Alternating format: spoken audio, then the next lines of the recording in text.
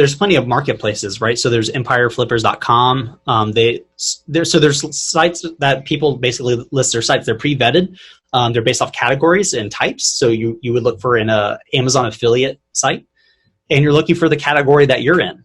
And so the cool thing here is it's like you're going into, let's say you want to go into fitness. That's the kind of industry you want to go into. And let's say you want to launch a physical products business.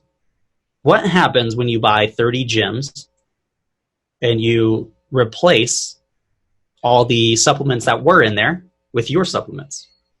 The likelihood of getting sales is much higher because you're controlling the distribution channels. You're essentially buying a distribution channel, or in this case, a traffic channel.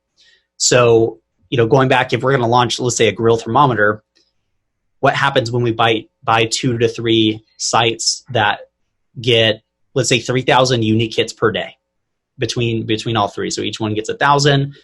But the people coming here are actively looking for the product that you have and you're looking to launch. When you replace the top product there with your product, the likelihood of them clicking through because it's a great product is pretty high. So you get to control these things, right? So we're just saying I can either plug into it, which I can just reach out to the site owner and say, hey, I think this would be a good fit. Let's talk about you writing a review. Obviously, we'll give you an affiliate link. All that's great. Or if we have a little bit more cash, we can control that whole thing. So we dictate what happens. What's cool is a lot of these sites will have different products. So let's say you've launched product A, grill thermometer. It's doing fantastic. You're like, I really want to launch another product. I'm just not sure what yet. Well, you already have the data because you own the sites, so you know what people are clicking through. So let's say the second click-through link is a grill scrubber. Perfect. Go take the data, make that product better, launch it, replace that link with your link to your listing, to your products. Now you have product B.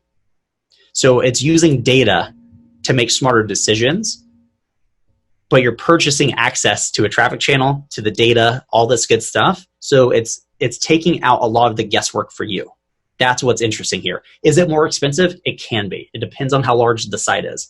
But you can buy small sites. That's the cool thing. This is great. Just the only thing is how to not buy something that is not really, how to not get scammed. And it's Yeah. the tough part to figure it out. Does it not have any bad things, bad links? Sure. So this is where you purchase from matters. So I like Empire Flippers. They pre-vet everything and have a conversation with the seller, right? So, I remember paying like $500 for a site on Flippa. Pure scam. It was terrible. I probably wouldn't buy a site from Flippa ever again because of that, because they don't pre-vet. And I get it. They're lower end sites. But if you look for sites that are well established, can you show me 12 plus months worth of data? Has your team actually gone behind this? Is another company putting their brand behind it and saying, we vetted this, we're good here? Like, we'll put our brand on the line. Well, that's different, right? Obviously, it still comes down to you doing your own due diligence. And that's another skill set for sure that you could build. But that's the more advanced version, right? Let's say you're like, I'm just not comfortable there yet.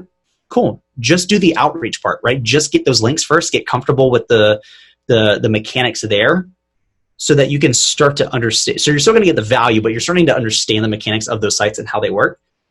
And then you can take that knowledge you just gained while also increasing your sales.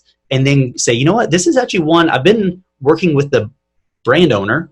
And here's the cool thing. So let's say we find site one, we reach out, we get links, it's good. We're talking with the site owner. We build a relationship for 6, 12 months. If it's been around, with us seeing the impact of those links increase our sales in the course of 6 to 12 months, the likelihood of it not being a scam is pretty good. Well, if we already have a relationship with the site owner, hey, have you ever thought about selling this? What would you offer for that? It's much different than just looking at a marketplace and saying, I hope this isn't a scam, right? So again, it's a long-term thing. Patience matters here, but you can still get the value while you're having this patience.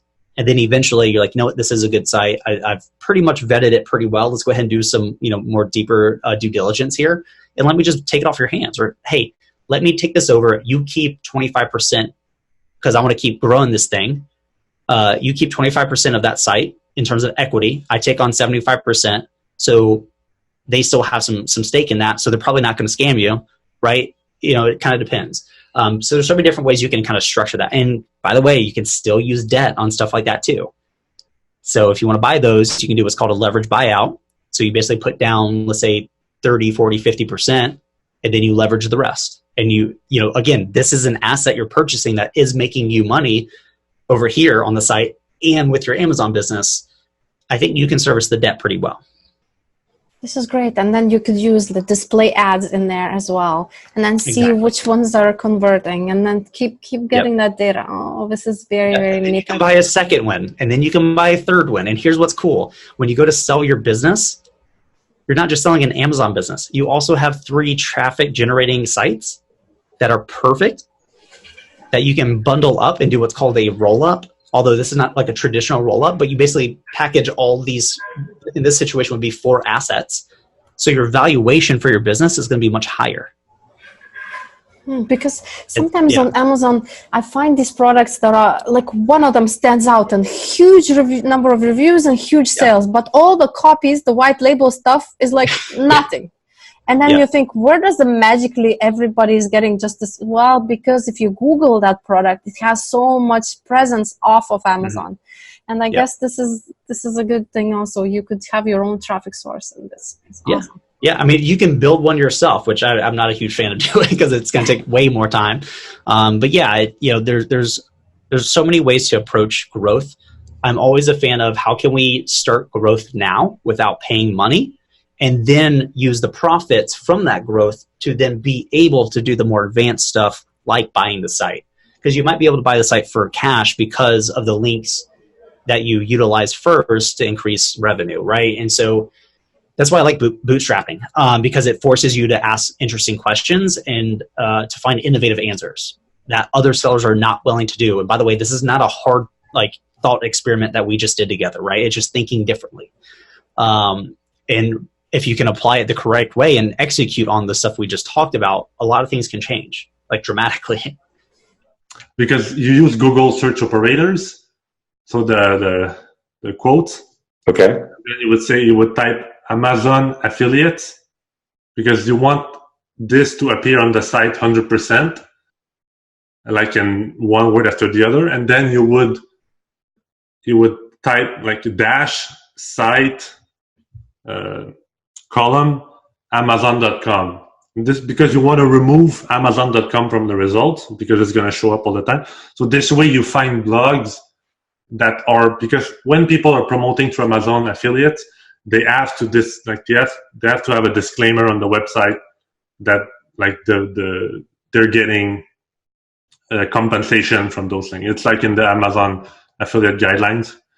So you know that if they're promoting other products, other yoga mats, this way, then the reason when you find those people is they're already promoting other products.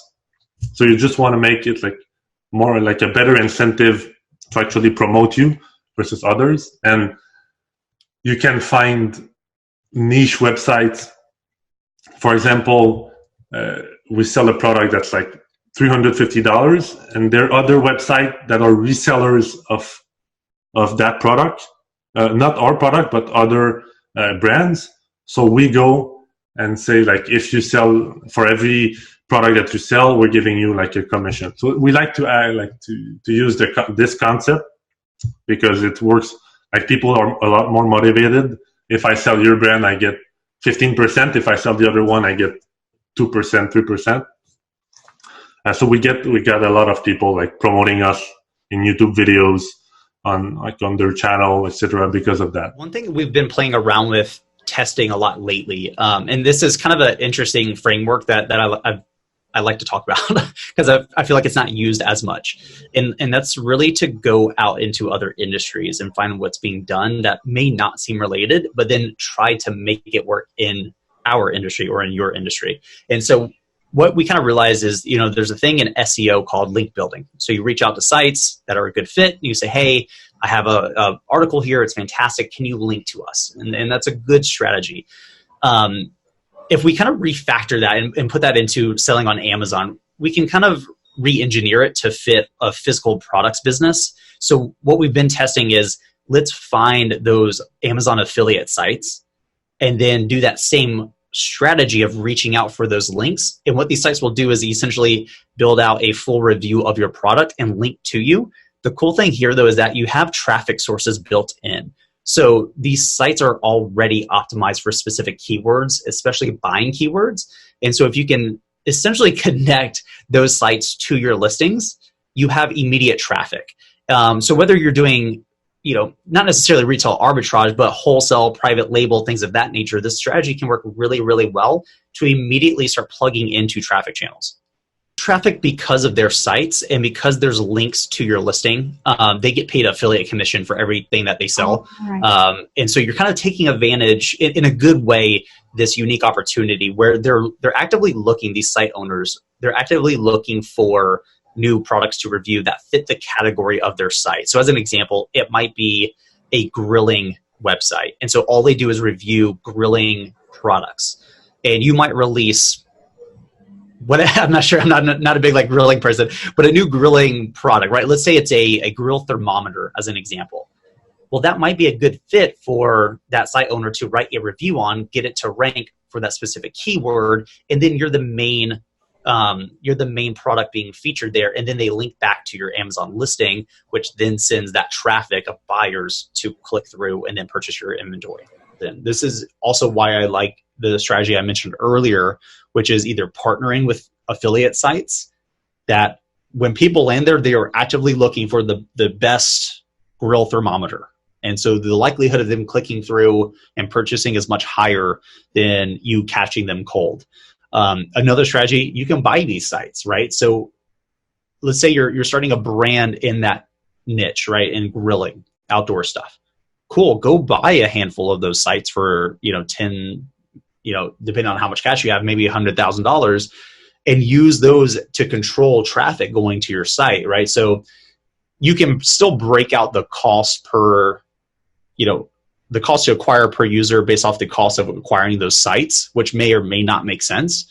But I'm always a fan of bootstrapping. And so that just means we're not just going to raise money to do it.